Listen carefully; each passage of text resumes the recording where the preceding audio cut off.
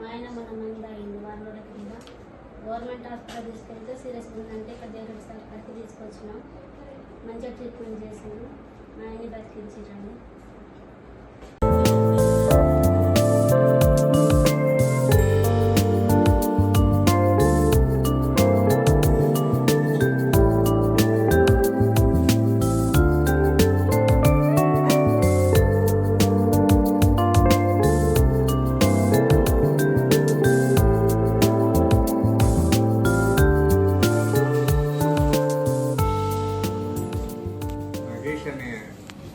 కంచెర్లగూడెం అబ్బాయి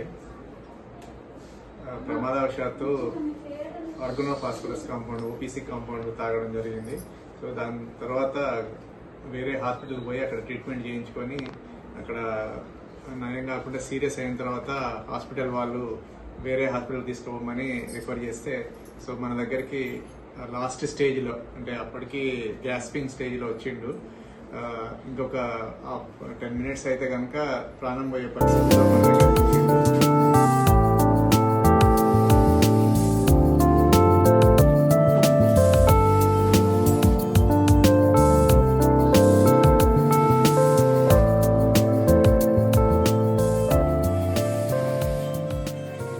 సో ఆయనకు వరంగల్ కానీ ఖమ్మం కానీ తీసుకుపోయే టైం కూడా లేకుండే.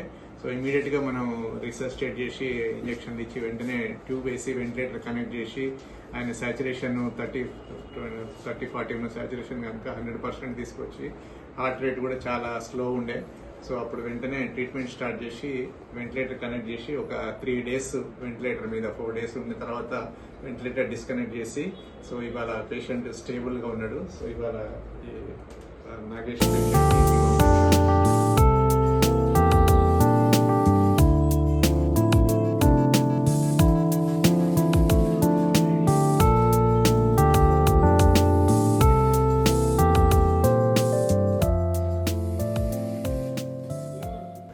ఆ టైంలో కనుక ఇమ్మీడియట్గా మనం ట్రీట్మెంట్ చేయకపోతే ఆయనకు చాలా ప్రమాదం అయ్యేది. సో ఆ టైంలో వచ్చిండు కాబట్టి మన మీద నమ్మకంతో వచ్చిండు ఇక్కడ. సో వచ్చినందుకు వెంటనే ట్రీట్మెంట్ జరిగి ఇవాళ మంచిగా ఆరోగ్యంగా ఇంటికి వెళ్ళిపోతున్నాడు. So thank you.